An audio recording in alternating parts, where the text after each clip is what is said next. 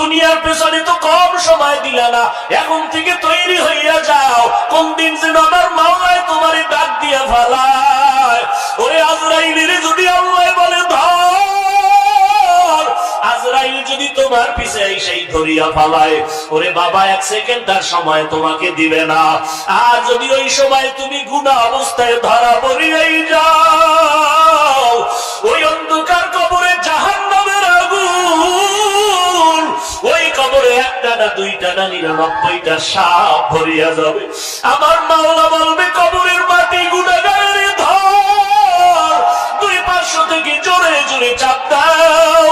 ওই 2 পাশের মাটির চাপ সহ্য করতে পারবা না।